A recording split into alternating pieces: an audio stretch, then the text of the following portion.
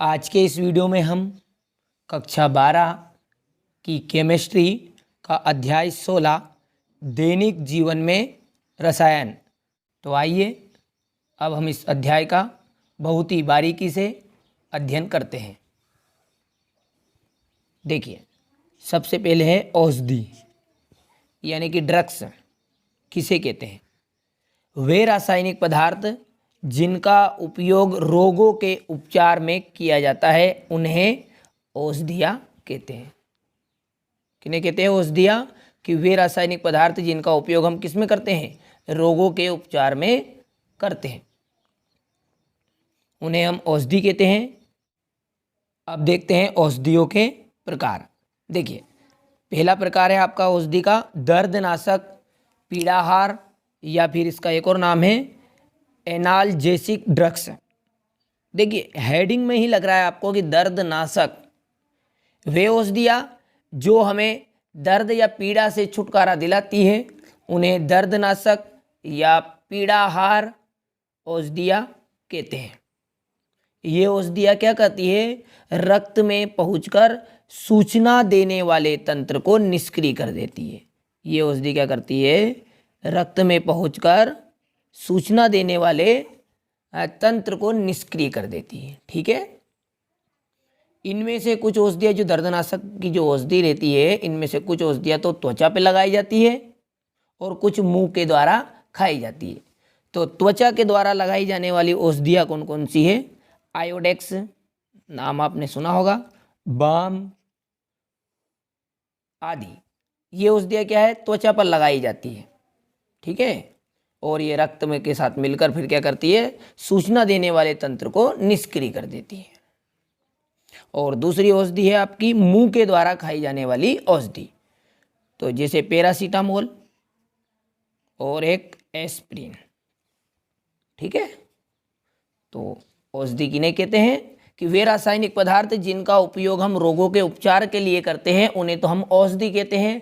औषधियों का सबसे पहला प्रकार हमने देखा दर्दनाशक या पीड़ाहार, या पीड़ानाशक भी बोलते हैं इसे। ठीक है। तो वे औषधियाँ जो हमें दर्द से छुटकारा दिलाती है उसने हम दर्दनाशक या पीड़ाहार औषधि कहते हैं। ये औषधियाँ किस तरह से काम करती हैं? तो ये औषधियाँ रक्त में पहुंचकर सूचना देने वाले तंत्र को निष्क्रिय कर देती है। अब जो दर्दनाशक औषधि है वो दो तरीके की होती है, एक तो त्वचा पर लगाई जाने वाली और एक मुंह के द्वारा खाई जाने वाली। तो जो त्वचा पर लगाते हैं उसका नाम क्या है? आयोडेक्स या बाम। और कुछ औषधियाँ मुंह के द्वारा ली जाती है जैसे पैरासीटामोल और एस्प्रिन। ठीक है। अब देखते हैं इसका दूसरा प्रकार। देखिए, दूसरा प्रकार है ज्वर नाशक औषधियाँ। क्या है?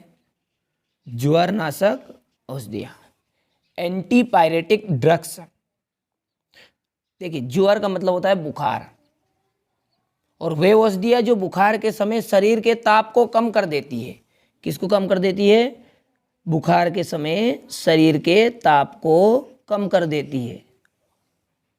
उन्हें हम क्या कहते हैं? ज्वर नाशक औषधियाँ कहलाती है। जो ज्वर नाशक औषधि है ये भी कितने प्रकार की होती है? 2 प्रकार की होती है। ठीक है। अब देखिए, एक तो है नारकोटिक्स, नॉन नारकोटिक्स, यानी कि हिंदी में इसका नाम है स्वापक और अस्वापक औषधियाँ। नारकोटिक्स किन्हें कहेंगे? कि जो शरीर के ताप को कम करने में सहायक तो दोनों ही रहेगी। देखिए, जो स्वापक औषधि है ना, नारकोटिक्स और नॉन नारकोटिक्स, ये दोनों ही क्या करेगी?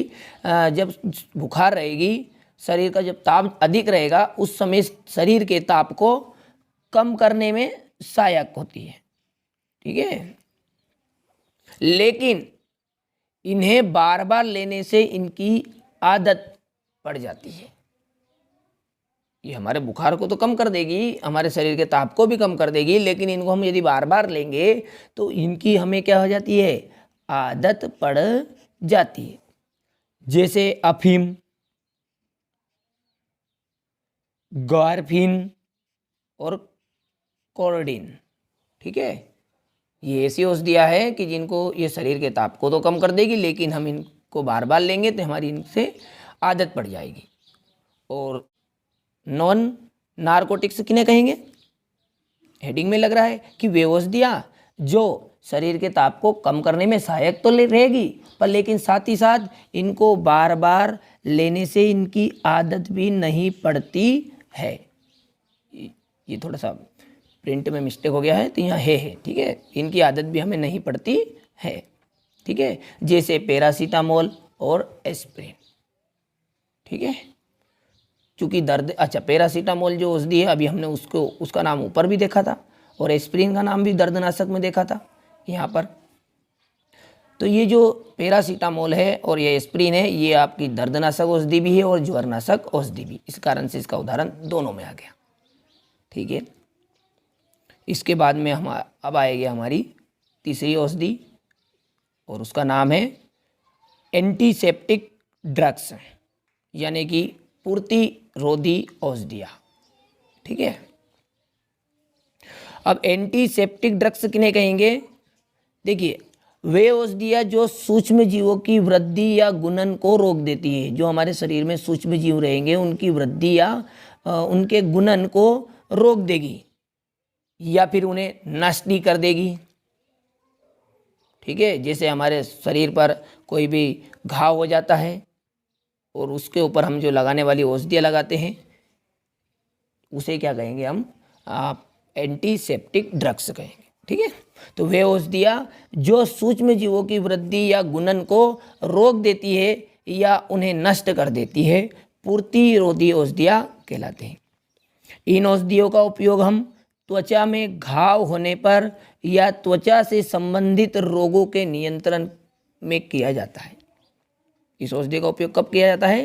कि त्वचा में घाव होने पर या फिर हमारी त्वचा से संबंधित कुछ रोग है, उन रोगों के नियंत्रण के लिए भी इसका उपयोग किया जाता है।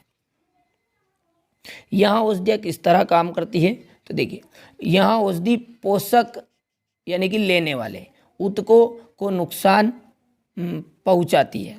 यहाँ औषधि शरीर में बैक्टीरिया से उत्पन्न बदबू को भी रोकती है, ठीक है। अच्छा, इसका उपयोग, पूर्तिरोधी औषधियों का उपयोग कहाँ कहाँ किया जाता है? तो यदि आपसे प्रश्न पूछ लेगी एंटीसेप्टिक ड्रग्स के कोई 2 उपयोग लिखिए, तो देखिए, एक तो सांसों की सफाई करने में, ठीक है, यानी हमारे जो मुंह के अंदर जो कीटाणु रहेंगे उनकी सफाई करने के लिए, यानी कि टूथपेस्ट में इनमें साबुन और फेस पाउडर, डिटर्जेंट यानी कि सोडा आदि के निर्माण में किया जाता है। उदाहरण डेटॉल साबुन, ठीक है, सेवलॉन, टिंचर आयोडीन और सेप्ट्रॉन, बैक्ट्रीम और फिनॉल का 0.2% विलियन। कितना है फिनॉल का? 0.2% विलियन। ये क्या कहलाएगा? आपका एंटीसेप्टिक ड्रग्स है।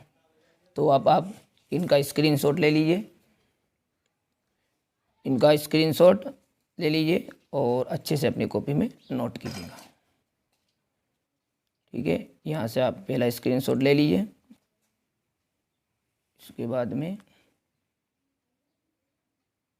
यहाँ से ये दूसरा स्क्रीनशॉट,